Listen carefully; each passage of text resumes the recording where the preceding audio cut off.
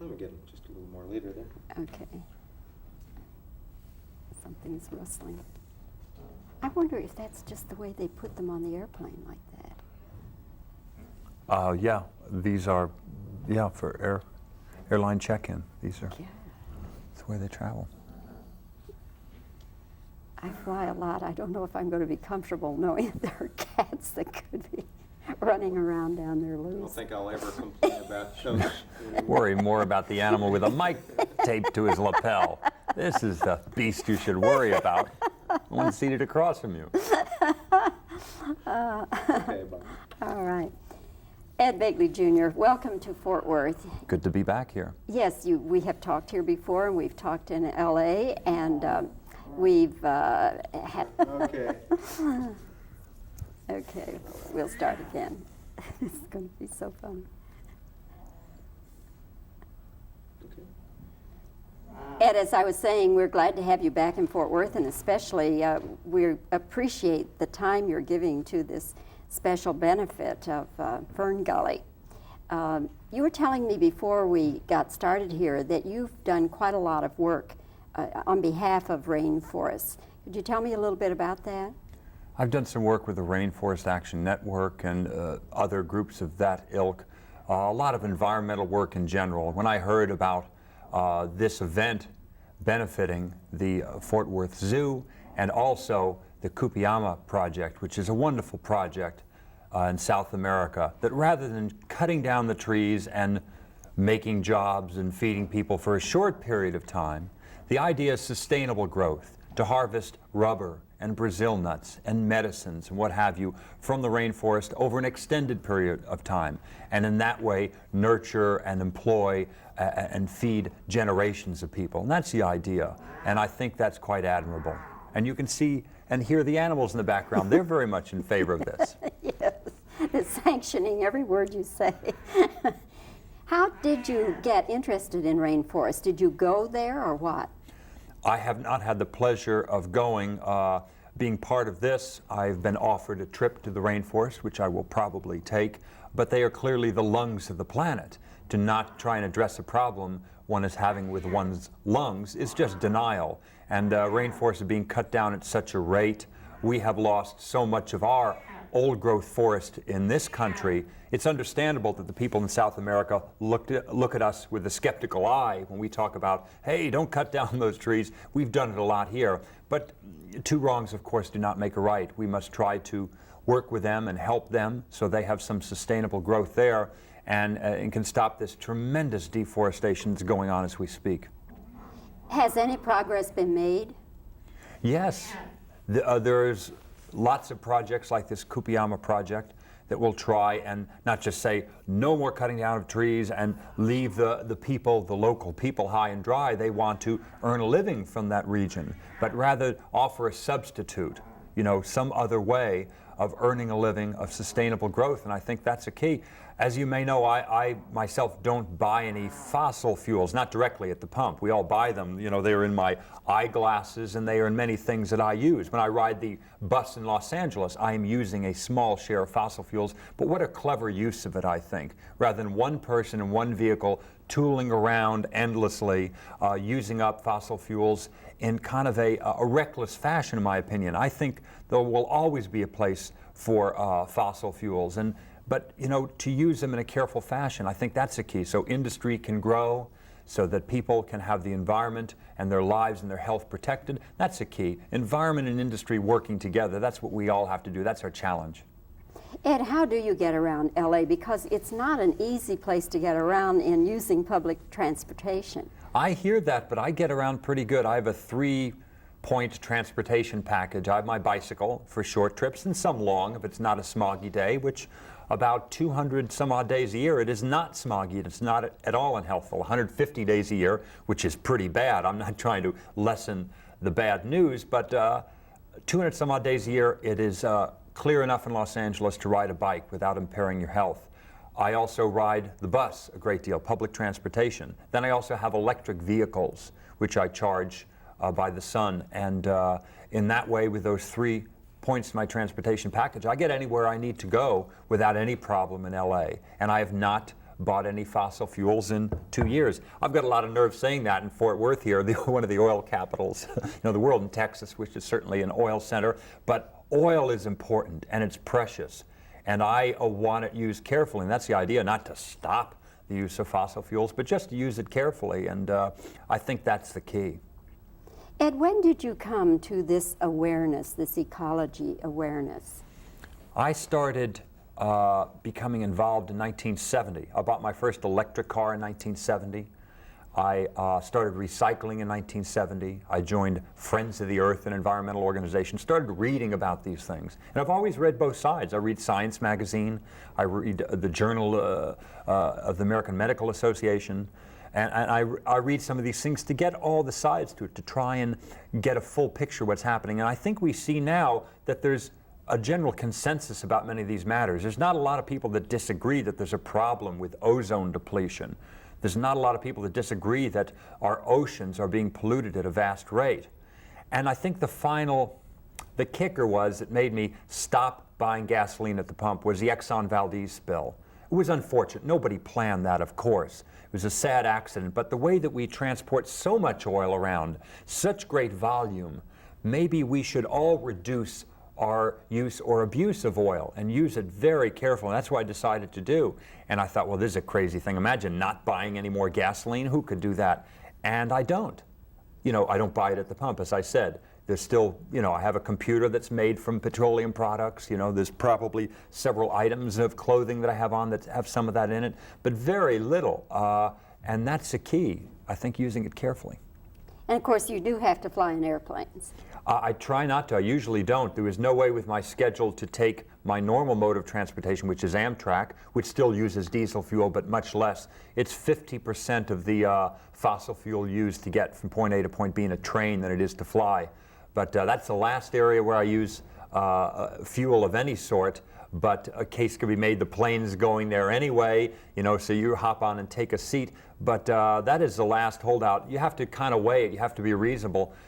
I saw the good that could be done by this event. I thought, that's a worthwhile use of my share of the fossil fuel in the plane, and that's why I try to look at it.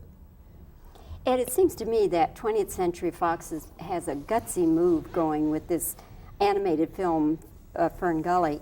And I wonder, since you're right out there in the thick of the industry, do you see any other movements where ecology is playing a part in the entertainment world? Yeah, there are many fine stories out there, things, burning issues that are represented on film. There have been movies about AIDS, and there have been movies about the homeless, and there are now a spate of environmental movies. And I think Medicine Man was a very good movie. Fiction, of course, a dramatization, but not all that was represented in the film is fiction. The rainforest is being destroyed at an alarming rate. There are many cures for diseases that have been found in the rainforest and probably will continue to be found. That is a key, I think, to working together in some of these problems. Like the problem we have right in California. You don't need to go south of the border to see some of these tough issues. It's represented as the spotted owl versus jobs, when I don't think that's the issue at all. It's the owl is just an indicator species of more problems to come. If you cut down all the trees, then there's not going to be jobs there for a long period of time, as there have been for many generations of logging in that area. If you cut down the tree, not only do you lose the spotted owl, but the Pacific yew, which is a cure for ovarian cancer and things of that nature. There are many things to be gotten from these forests, not just tropical rainforests, but our own. We have to preserve some of the old growth. We've lost 30%, we've lost 96% of the old growth forest since the Pilgrims landed. Now, that's a long time, admittedly, but that's a lot to lose. We're just trying to hold on to the last 4%. People think, it's jobs versus owl, but there's more to it than that. And I think we have to hold on to what we have. There's no shortage of asphalt and concrete and those kind of places. We should hold on to some of these precious places and preserve jobs over the long run. These places where they have clear cut, are they using reforestation? Or they're just leaving it bare, or what? The what? problem is to reforest certainly in the rainforest areas in South America. There's such a shallow area of humus of the soil, and then it's sand beneath that, to try and grow something there quickly is an impossible task. It has taken many, many years to form these rainforests, and there's a big difference, a distinction that must be drawn between a old-growth forest or a rainforest and some of this reforestation. That's a tree farm. You can go to places in Vienna even, and it looks beautiful. You go up close, and there's some deer around there, a few birds, but it's nothing like the old-growth forest with its biodiversity and the many, many species that exist there, plant and animal life. That has changed forever. And then you have in its place a tree farm, which is usually just one species of tree. And that is a different beast than old-growth forest. And we have so much deforestation that's taken place. I think it's up to us to hold on to as much of it as we can and get sustainable growth from the forest, rubber tapping, Brazil nuts, medicines coming from the rainforest, and I think we'll have real progress in that. Has this had any impact one way or the other on your acting career? It sadly has. It's you pay a certain price to be in the public eye this much to do it. It certainly hasn't helped. It's taken a lot of time to be involved in all these environmental organizations, and also if you're on TV that much, there's not that much interest in seeing you in a show or in a movie. So, but that's a price I'm willing to pay because I believe strongly in it. It usually winds up hurting your career to be involved in these things, but career isn't that important to me. There's bigger issues. I have 2 children, 13 and 14, and I'd like to preserve something for them, and that's the key. I think making a place that's livable for our children. Currently, what is going on with your acting career? I have a job. I start next week on a job, a TV movie with Alan Arkin and Graham Greene and Paul Dooley and Hope Lang, and directed by Charlie Haid. And so that's a good project. I'm doing another one simultaneous with Suzanne Summers and Michael Nouri. So after a long dry spell, I just got a job this past week, so I'm very happy to be working again. Have you ever given any thought to going back to your stand-up comedy? No. If you've seen my act, you'll know why. I haven't seen your act, but I'd love to. Your luck may run out. Well, Ed, is there anything else you want to have a chance to say before we shut her down here? No, I think we all have a responsibility in this country and in the industrialized world to try and conserve, not to radically alter our lifestyle the way I have done. I've taken it to the extreme, perhaps.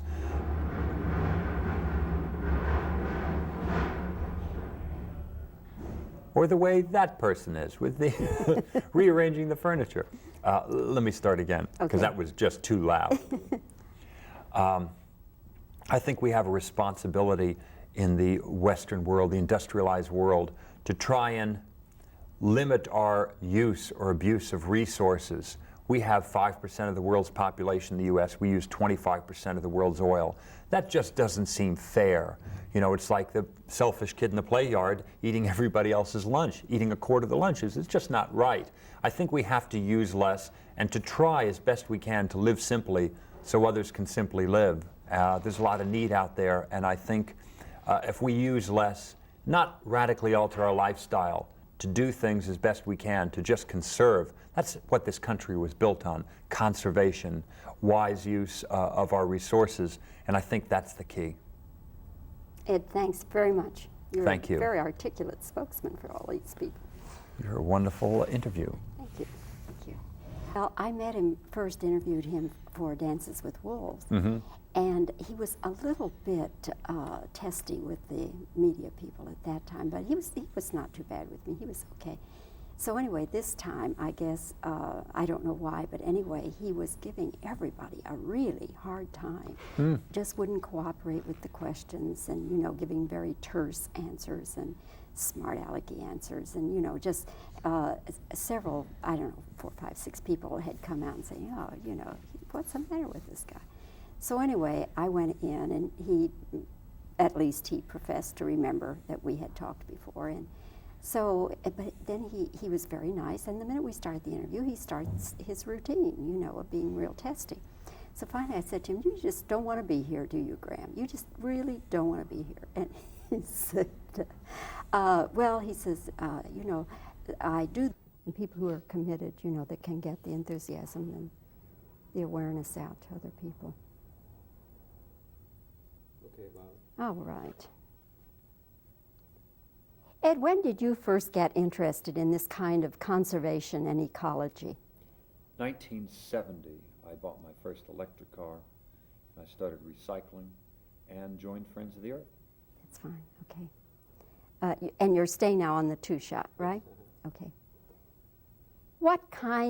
I'll start again. What kind of impact, one way or the other, is this having on your career? I don't think it helps, but it's a price I'm willing to pay. Okay.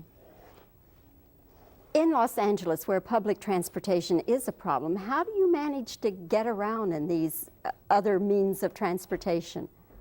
I have a 3-point transportation package, and I serve on the board of the RTD, so I'm trying to make a difference in that way. Okay. Let's see. 20th Century Fox, it seems to me, has made quite a commitment with this movie, Fern Gully. Mm-hmm. Do you see a trend in the entertainment business where ecology and conservation are coming into play? There's a lot of environmental projects in the fire now, and I think it's better than the rash of wrestling movies we just saw. Okay. Bring us up to date on your career. What are you doing? I'm at Disneyland now with the Dumbo head selling balloons, basically. I'm kind of out there with a red tip flashlight in front of a parking structure on Vine saying, come on in. Supermarket openings, you know, the date festival in Indio, you know, big projects. Okay. All right, Lyle, that's fine.